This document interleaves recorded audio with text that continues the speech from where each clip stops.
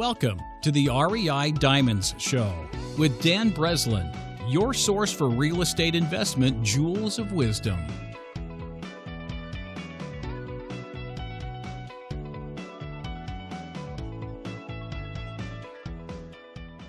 Welcome to the REI Diamond Show with Mike Shapiro on turning around a Southern California real estate brokerage.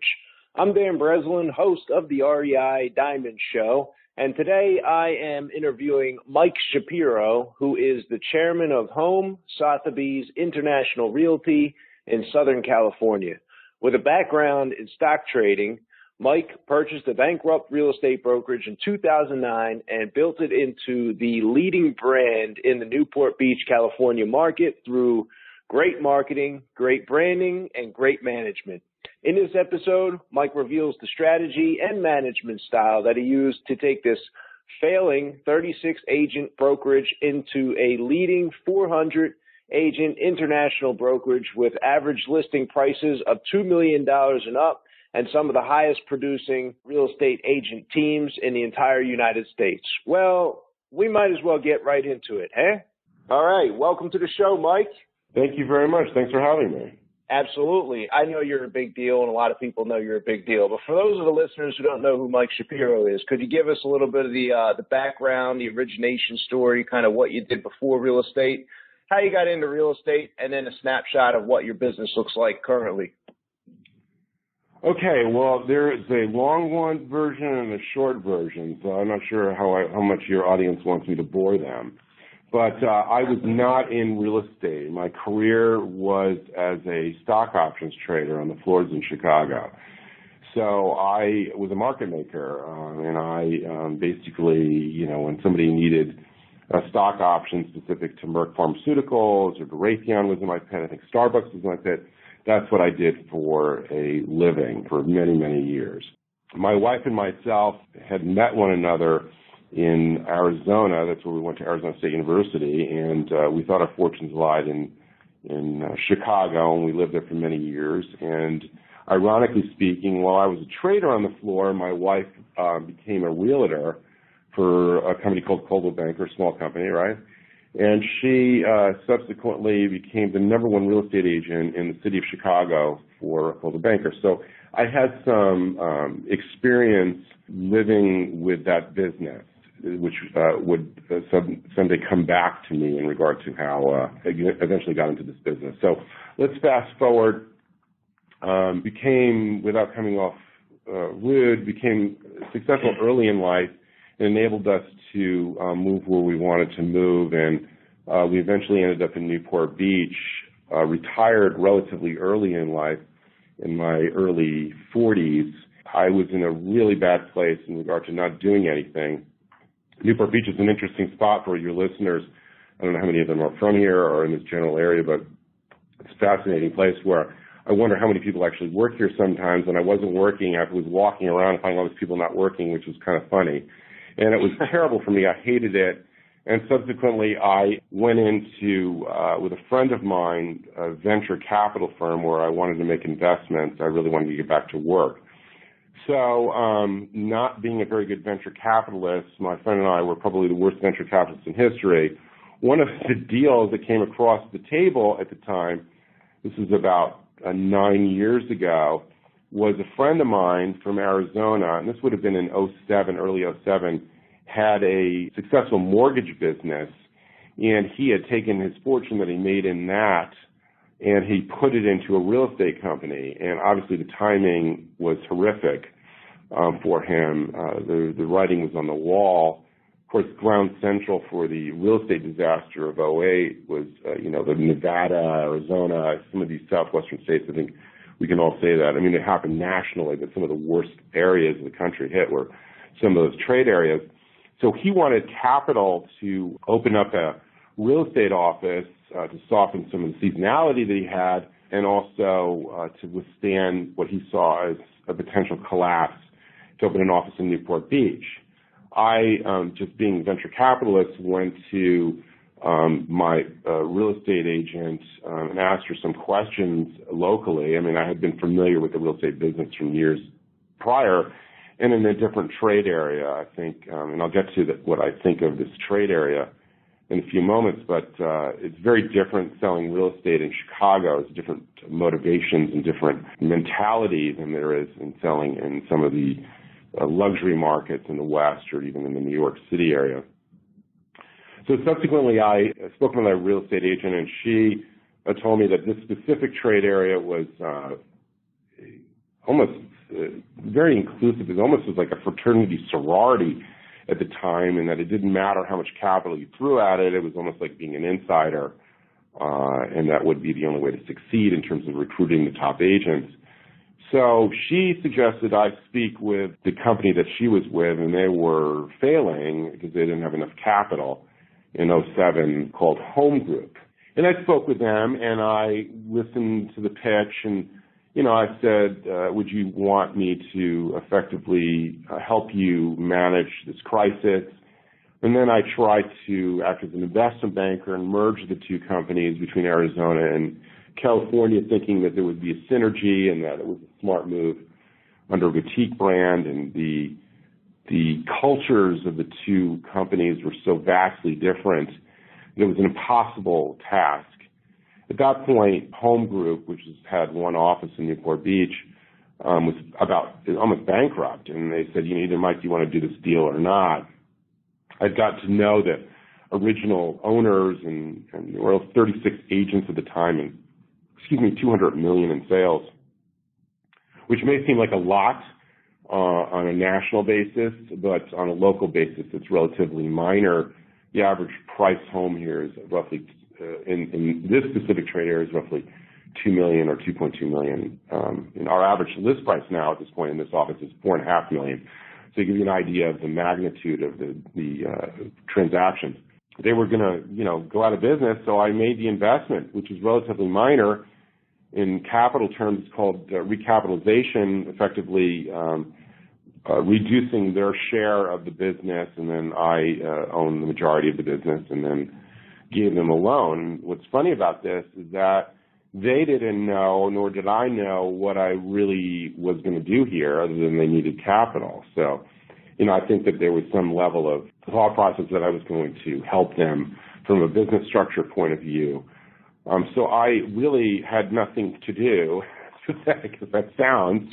I just showed up every day. I literally, and this is, we closed on the business in March of 2008, and if I want to refresh everyone's history, people probably don't want to be refreshed on history here, but September 2008 would, yes, September 2008 would have probably been the maximum crisis date, which is the failure, in my opinion, of Lehman Brothers, which, of course, there was potential economic collapse in the U.S.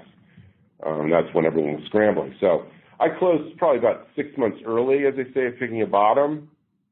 And I was in a unique position in the real estate business here where I had capital to spend. I was also in a unique position and experience where I was a trader. So, traders, as they say, are always the ones who understand, crisis is the biggest opportunity. I always say, funny things like this to people, it can take a lifetime or decades to make a great fortune, and it can be unwound in 10 minutes. But those 10 minutes are probably the most valuable time in anyone's history, and a great fortune can be made in 10 minutes. So that short crisis time, which a trader's mentality is the greatest thing to ever happen, which most people it scares the living crap out of. I'll keep my language somewhat cleaner than probably normally would say. I was just uniquely situated as being this person who understood capital, and I didn't see sort of a anarchy, which I think a lot of people go into business, they panic. There are all these little sayings on the floor. I'm sorry to use them here in this context of, they rattle the cage to get in and they rattle to get out. And there's all these little silly things that was a great opportunity. So I came in, I really had nothing to do. I saw upon walking into the business, and I wasn't even aware of it, of the real estate business, which is sort of a consignment business. And I thought to myself, well, this is a really interesting business because I can have billions of dollars of inventory and I don't have to pay for it. Obviously there are expenses in being in the real estate business, but I don't have to pay for the inventory. So I thought this is a great business, and I also saw something upon entering the business during this crisis period that people, because I came from the financial world, people were looking at the real estate ads as almost the stock pages. They were sort of appraising their net worth based on what their house was worth. They were making decisions based on that.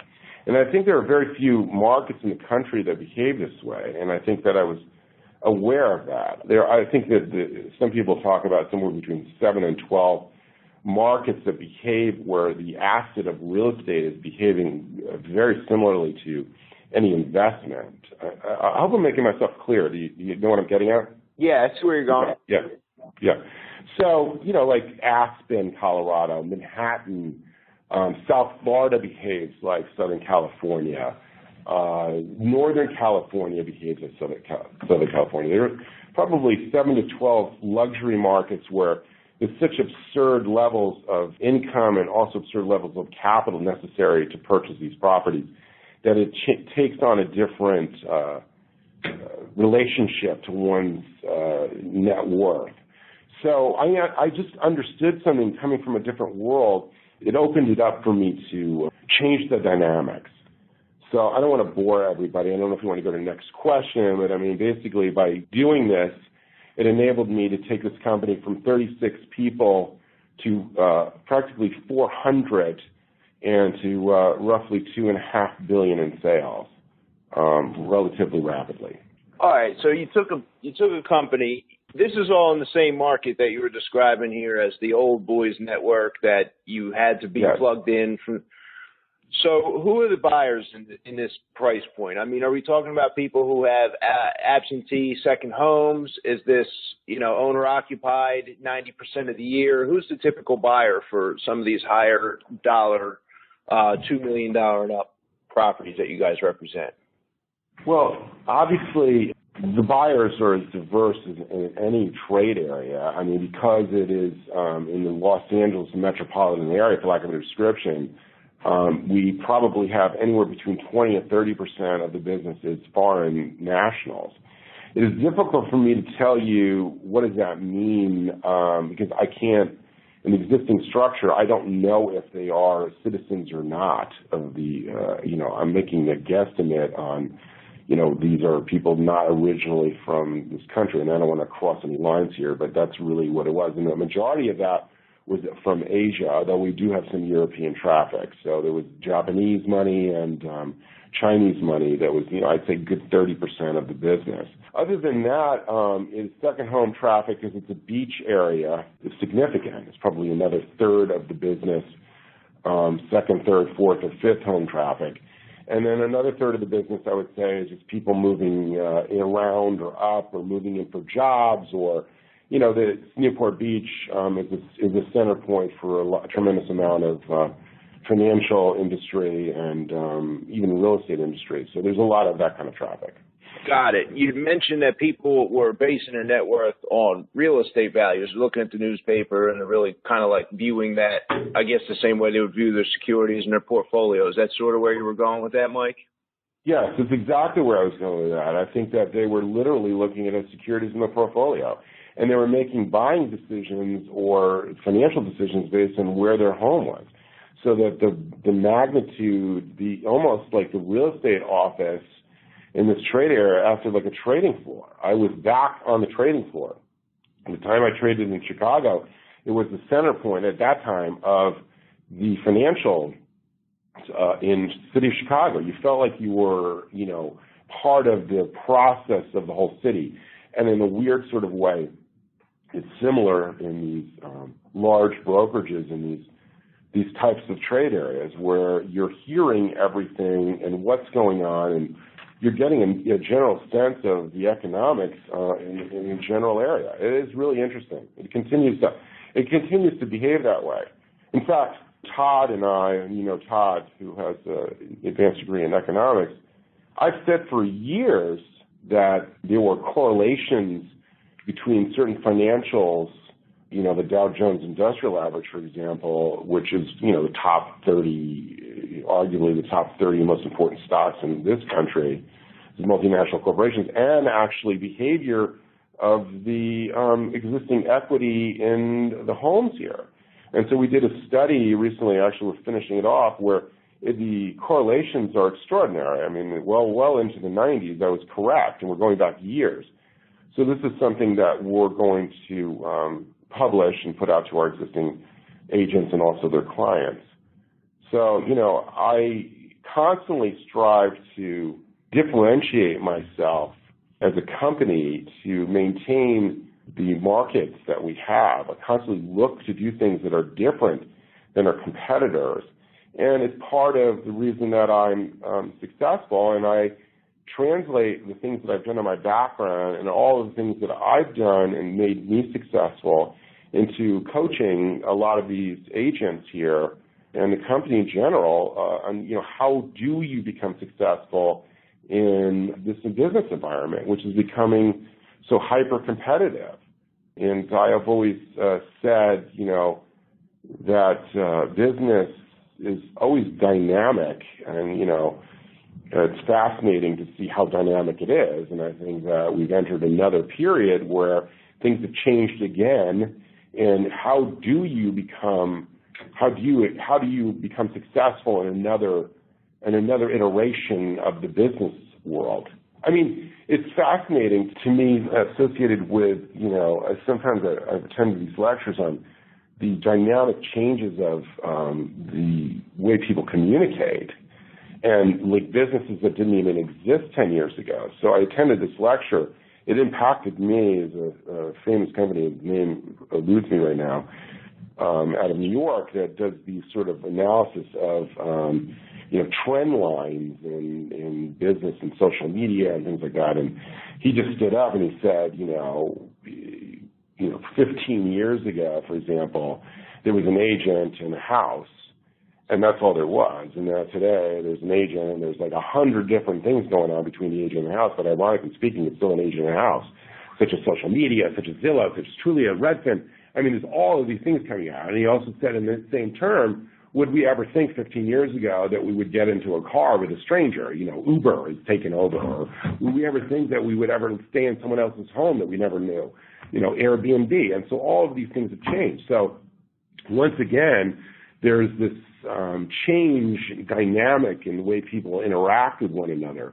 And so I try to coach, because being a trader from before gave you a unique ability to stay hyper dynamic, because you are making rapid decisions during the day in order to survive. And you are reading, is an old term called read the tape. And I talk about this all the time, where I would read literally the stock tape and read the news stories. And I was making decisions whether to buy or sell certain options or buy certain options minute to minute. Now, obviously, real estate isn't minute to minute. However, it is more than people recognize. It is very much more.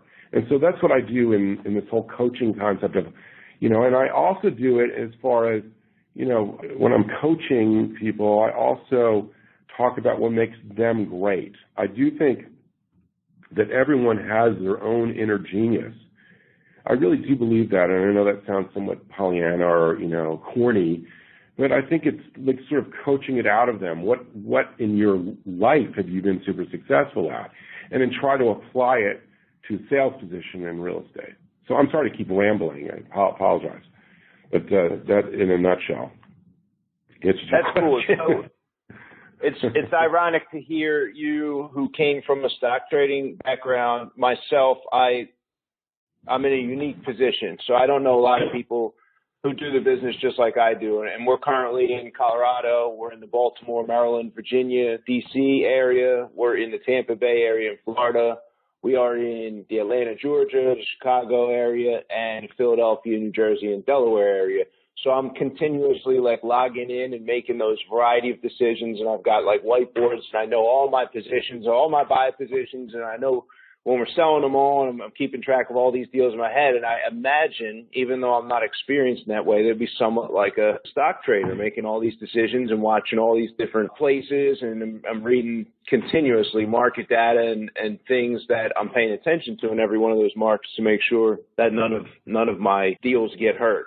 Right. And it's cool to hear you describe that the same way, and have the same mentality when it comes to brokerage as well. I just wanted to kind of point that out. So, Mike, you attracted 400 agents in a market where you were not supposed to be able to get in more than the 36 that came with the bankrupted company that you bought. What was it that allowed you? What were kind of the leverage points? What were the breakthroughs? Was there a marketing strategy? Did you have a strategy at all for attracting those agents? So maybe you could kind of describe what that turnaround looked like. Well, it's interesting you say that, and I think that the strategy was that I was aware that marketing was clearly the most important thing at that moment in time. Now, mind you, I got a gift, and most people don't look at 2008 as a gift, but I got a gift of 2008. So no one had any capital to spend on marketing. So I immediately understood the value of a brand. And so I had meetings and positioned the company and its brand, marketing not to agents, but to the consumers. I thought it was somewhat ironic. Now, obviously, agents are the most important thing to a brokerage. It's the lifeblood, and it's the only really asset. But people seem to forget, when they internalize this whole agency concept, that ultimately the person paying the freight are the consumers. And if the consumer is responding and happy, then the agents will follow. So what I did was, I didn't really have any agents. I went directly to the consumer, and I started, differentiating ourselves and marketing and creating a brand. And I applied all of the other aspects to a brokerage, which seem relatively simple to an outsider, but for whatever reason, an insider, it didn't. Like service business, depending on where your trade areas are, there's money to be made on escrow, mortgages, title. There's different federal laws or state laws that sometimes prevent you from doing that. So that's what I did. And the second thing I did was I had a weird experience from the perspective that while my wife and I were living in Arizona when we first moved from Chicago, and we had a second home here in Newport, her dream, she wasn't in the real estate business at that point, her dream was to be a retailer.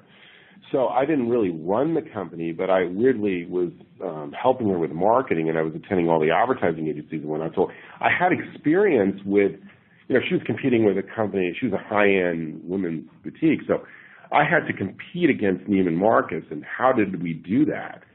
So I had a weird knowledge base on brand marketing and what to do and where to go with that. So I was just applying some things that I'd done before, to do that. And then the third thing I did was agents, one of the most important things to an agent's capability is capital. I don't think that people understand the magnitude of the importance of capital to, they're technically in their own businesses. These real estate companies are really holding companies for the most part, but, they go into it and say, I'm going to be a realtor and I'm going to make lots of money, and then they don't, plan out any budgets. Now, granted, you can knock on 200,000 doors and you probably make a good living and go through a lot of shoes. But in the end, from an efficiency point of view, it takes capital, whether they're buying leads on Zillow, whether they're, buying ads on Facebook, whether they're taking out traditional media or mailing. So what I did at that point in time, once again, I had a gift from 2008. No one had money. I started applying my capital to the top agents. So I hate to say bought agents because I didn't, but I gave them significant marketing credits. And then I had a background and an analysis of much money to give them in order to get a return on my investment.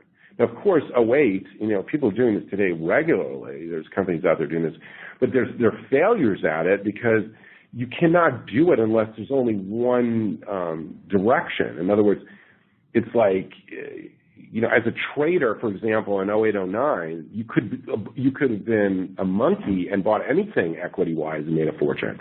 It was one of the best years I've ever had in trading was in 2009, because I'm like, you can't go wrong. So by applying capital at that moment in time to top agents that I'd look back 3 years or 4 years, I created, giant agents quickly, and people started seeing what I was doing. And so we built on this sort of, consumer marketing, coaching, and capitalizing top agents.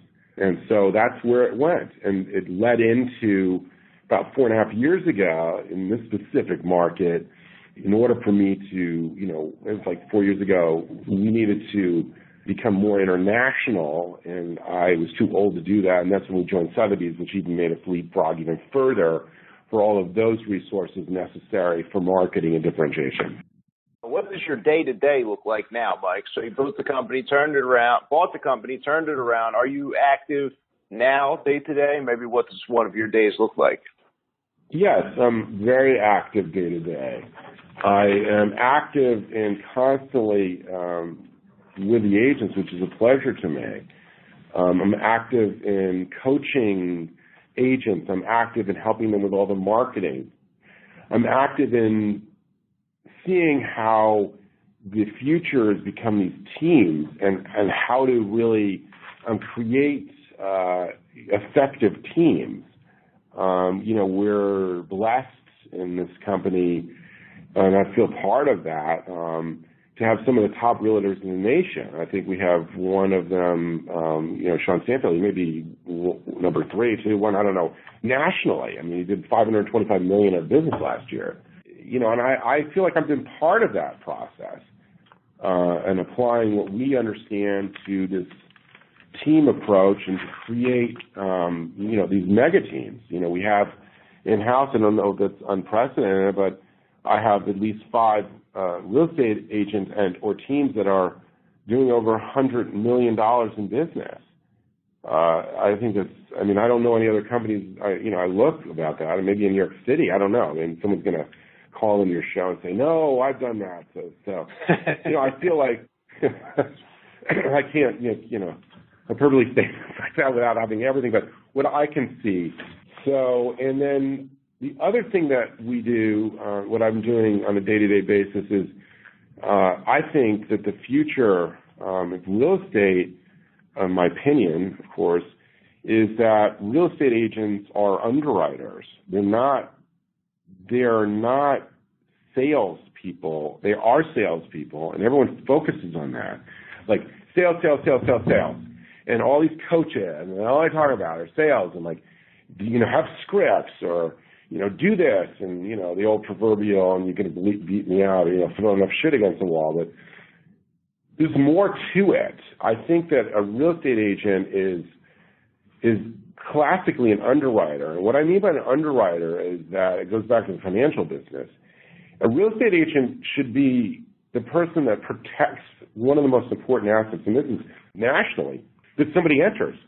Nationally, people buy a piece of real estate, It is one of the most important decisions that they make. They have expectations of the real estate agent to be professional and to understand those values and where those values are going and how those values. So what I do is I constantly strive to give them information that's relevant to that process.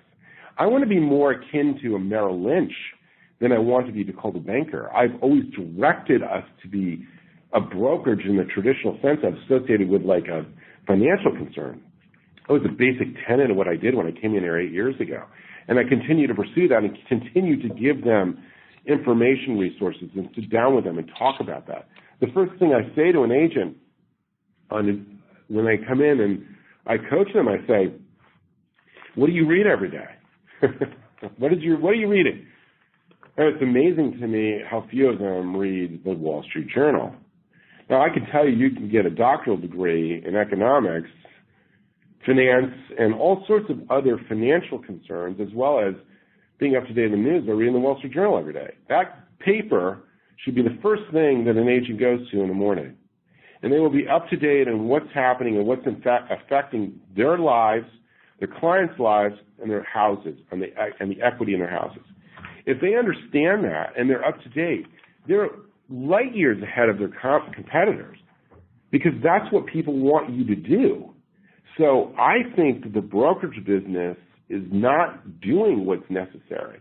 Brokerage business focuses on recruiting, recruit. The brokerage business focuses on sales. Oh, we have this and we have that and we have this and we have that. But what they're failing to understand is, what does the consumer want? Is it not interesting to note that did Zillow's earnings just come out? I mean, it was like massive losses in Zillow, which is, there's a disruptor business because they are giving information, nationally, even internationally to clients. But what do they fail in? And this is my opinion before I get sued by Zillow. They fail in information. Think about it. The Zestimate, it doesn't work, right? We can all agree with that. And how many people have been aggravated? We can all agree with that. It works. Their algorithms work when it's like, unit A, unit B, unit C, and maybe more effective in certain cities where apartments are being sold and there's more effective, more commoditization of the real estate business. So, I mean, there's a classic example of a disruptor that's failing to make money because they're not doing what's necessary, which is information resource to really assess valuation. And so another thing that brokerages don't do, which fascinates me, is they don't talk about the real estate business being an outlier. The entire business is built on outliers. I don't care where you sell real estate because everyone goes to the comps, okay? Even the mortgage industry goes to the comps. What did it sell for? How much per square foot? Here I love the line people go to, like, how much frontage do you have on the ocean? And they have calculations. There's all these funny calculations, to like make it somewhat of a science. But what really is it? It's a business of outliers. It's a business of outliers because everybody on the sales side wants the top comp, whatever it is that they see, and it's a business of outliers because the buyers always want the bottom comp because they see whatever sold for the least. And no one ever delves into why did that happen. That's more important, don't you think? Why did that occur? And so we talk about that in our coaching. Like, how do you talk to your clients? How do you translate those comp concepts into appropriate pricing strategies for your client so that you can put the house on the price to have the transaction, to earn your living, to make it a successful transaction? So, like, I don't see people talking about this. And, what's interesting is, does anyone talk about how do comps occur? Do you find it somewhat ironic? Like, what do they materialize out of thin air? I mean, does anyone ever look at market mechanics? There's actually a market. So there's always an outlier as the market's going up. But really, what's happening? I mean, there are more buyers than sellers, folks. And the market goes up, okay? And there are more sellers than buyers. Then the market goes down. Simply put. And all the external factors are interacting with that concept. News, politics, interest rates, fundamentals such as whether or not banks are loaning, even if the interest rate's low. I mean, we've gone through this period of time where the fundamentals changed dramatically with banking that people really couldn't get loans. I live in an area which is fascinating to me, and not to go on a tangent here, but, everyone says it's cash. Now, I think this is an interesting statistic to me that if you look in North America, and this is something Mellon Bank put out, how much cash is there? How many families are worth over $30 million? I forget what the number was in 2015. It was like 64,000 families in North America. That's 700 million people. That's Canada, United States, and Mexico. So 64,000 people have over 30 million in assets. Well, they all live here? So something's going on, all right? There's leverage in the marketplace. So how is cash? Where is the cash coming from? My opinion is the cash is coming from other areas that they're borrowing against because they couldn't get loans. And so I think there's going to be a real change in the dynamics in some of these trade areas that are more expensive as far as jumbo loans. I think that people who are borrowing from their assets, for example, are literally on day-by-day interest rate functions, you know what I mean, based on LIBOR. So as interest rates go up, so it should be really fascinating what occurs. I'm sorry to go on all these tangents. Excuse me. Yeah, no, it's cool. Mike, have you noticed over the last 18, 24 months or so, like I remember in 2009, 10, I remember hearing about, I didn't have any firsthand experience, but I remember hearing about a lot of foreign money coming into like cities like Miami and New York and, the Californias as a safe haven and also as like a dollar arbitrage play possibly. So even if the dollar had strengthened up, which it eventually did since that point in time, they would have been able to sell at a break-even number here and still have had made money and or just a safe parking place for the cash. Did you notice that dynamic? Has that dynamic changed, and have you started to see a little bit of a different buying clientele over the last couple of years in your trade area there in Newport Beach? Yes, I'd say that, I think of course, my opinion, it was safe haven assets leaving certain areas of the world. The people felt safe here, and they wanted a place to come. They wanted to educate their children. I think that was really the biggest motivation. I think they also felt that they were going to make money in the long run, and they felt, but I think that was really ultimately the response. I think that I don't think there was like a quick concept of, we're going to make money and leave. I think they wanted an entry point into the U.S. So that's what I saw here. And yes, it changes by what those countries do for capital flight. So if they change the dynamics of their legal, what they can or can't do, we see changes in those dynamics. We've had giant deals in the past that, $30 million deal was effectively canceled. Not canceled, the guy just lost his deposit because he couldn't get his money out of a foreign country because the government didn't allow it. So, and the law or whatever was the rule had changed during the escrow period. So yeah, we see this constantly. And so, taxation and legal and immigration always play a role on what is happening. So, with the existing political situation, I can't answer that. It's too early to see what happens if it's going to be capital flight or not. Obviously, the dollar is up significantly against everything. So, clearly these people have made money. I don't know what the motivation at that point is. Yes, we constantly, it evolves on a daily basis all the time. And this area is evolving constantly too. There's more and more jobs, industry, creativity, for lack of a description, in this area. So it's attracting a lot of foreign money as well. Hopefully that answers your question. So, Mike, is there a single idea, system, or strategy that you have implemented, or it could be the company-wide implementation, over the last 12 to 24 months that caused exponential growth as a result? I'd say it's not just one. I'd say it's all the things I've discussed strategically. And I think that most importantly, what people don't do is they don't listen to the marketplace. I always say this, and it's not my quote, it's a multitude of quotes. You are ultimately paid for your creativity. And I find it so ironic that most companies or coaching, and that's why I'm different in what I do and what I coach, talk about all these people that have been successful, and this is what you do, and this is what you should follow. Like all these self-help books and all these things. I wrote a book, and I'm going to publish it shortly. And I just find it somewhat ironic. Like, all everyone talks about is, like, do this, and because I did it. And, they hold, all these coaching companies hold up, this great, look at him, look at this guy. But what did he do, to do that? And he was creative. He was doing something no one else was doing. We have a weird thing that we all do where we celebrate the creative person after the success has occurred rather than during the process.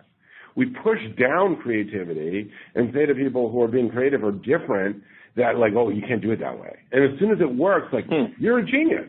One of the classic people in history is Steve Jobs. How many times have you been told, you're an idiot? And meanwhile, he not only was he a visionary, he changed the planet 20 times over. That's a huge loss to this world that he passed away. So I coach people in talking about their creativity, their genius. What do they do? How are they different? What have they been successful with? How to do that? It's individual. This is an individual, real estate is an individual sport. And it is important to stress that when you're helping people or when they become teams or when they do that, they are individual in their style and capability, and also that they're armed to the teeth with differentiations. to be professional, to have all that information, and to beat out their competitors to get the listing. It's still a listing business. No matter what, it's a listing business. I love people who say, I love being a buyer's agent. I mean, well, I don't know about anyone else in the business, but there's an awful lot of buyers to sift through to be a buyer's agent versus having the entire planet work for you of a listing. So, I also think you can't exercise your capability unless you have a listing. I mean, you really are learning how to do everything that way. So that's what I would say is ultimately what we do differently. Is celebrate the individual, celebrate the creativity, coach better than everybody else, form teams better than everyone else, and give them all the tools necessary to beat their competitors so that there's no way to say no. They walk into a house and they got the listing before they even open their mouth. Wouldn't that be great? Because you're from a stock trading background, I'm going to change the way I normally ask this question. So I normally ask, who would you identify as being the most successful real estate investor or developer? I'm going to change it a bit, and I'm going to allow you, if you would like, to just include investor of any kind of security or investment in your answer if you so choose. And you can also just kind of define for me why they're successful, Mike. There's two ways to look at this. One would be the obvious answer in saying that Warren Buffett is probably the most successful investor in history, and even in real estate and everything. And simply put, he had a formula that he stuck with, which is fundamentally, where was your value? And he was a trader at heart, and he bought when things were not priced correctly. He saw aberrations in the marketplace, and he made a decision to buy on almost like a gut level, not necessarily scientific. So that's like the obvious answer. But I do think that ultimately the people that are entrepreneurs and invest in their business, and there's too many to count, and take their time and take their creativity and really create something, that's really what investment is to me. And invest their human capital. And to get the reward of human capital coming out of that. There's nothing I get more pleasure out of than seeing people reach their goals. It's tremendous pleasure. It's really what I consider ultimate success. So that's who I think is the ultimate investor, those people who take those risks and really, go into a business that way. I don't know if I'm answering your question that way. But there are plenty of traders who are classic investors. Bill Gross is a client of the company, for example. He's a super genius in regarding trading. He's obviously majorly successful, even in real estate investing. But it's a different kind of investment, if you will. Yeah, that's a great point. I really like that you point that out. I myself have had, recent good couple of years since the crash. I went broke during the crash myself. And I've developed my investment in my marketing systems and the creativity that you're describing. And I can find no better place to put my investment capital than back into the marketing machines, which I've developed over the last 4 or 5 years. So that's pretty cool that you're defining that as success. Mike, 2 or 3 book recommendations you've made most often to people in business? I'm a big fan of history. I personally like Bill O'Reilly's books. I've read all of them, Killing Reagan, all of the things that he writes about, I think with Martin Dugall, if I have that correctly. And he just takes leaders in history and he really delves into what they did and how they did it. So I would say start with some of the first books that he wrote and go through it. I think what history is better than business books is because humans create business, emotions, the psychology. That's ultimately what business is human interaction, with a product or, I'm getting to this. So if you have a base knowledge in history and what someone did and how they did it and how did people react to it, you'll be better equipped in business. There are so many, Todd's in the room with me, and he is obviously has an advanced degree in economics, but he can study a multitude of, economic theories over, centuries. And it's amazing how not one is going to say they all prove out and they all don't prove out. But what's fundamentally the same always is, historical business behavior associated with leadership in history. Is that clear? I don't want to go off on a tangent that's not being clear. I do think that that's the most important thing to understand how people are motivated, why people are motivated, what changes history, why did history change, and I think that is what prepares you for business. I mean, we're going through something now. I mean, there's a definite, clearly, without even taking a stand, what was right or wrong, I'm not going to do that. But clearly, there's something that changed, and I think I've always said presidential elections are very much indicators of behavioral patterns for people. And I always look at presidential elections to sometimes guide me in marketing decisions and guide me in future performance, because what are people doing? What are they thinking? How are they responding? So I think that's important to look at. There's obviously somewhat of a crisis regarding what people are feeling and what they think the future should be and how it should be. And so that's something that should translate into your business. You need to be equipped to do that and translate that. So if there's a crisis going on, that's probably happening in the framework of your business as well. And what are people concerned about, and why are they concerned, and how do you help them through that process? So I think that's very important. I think that reading things outside the industry are probably the most pertinent things to the industry. And I don't understand why people don't talk about that. It's the most important thing. So that's my opinion, of course. Nice. So if you could go back and share the crown jewel of wisdom, Mike, with your 18-year-old self, what would that be? Oh, my God, it's like the greatest question in history.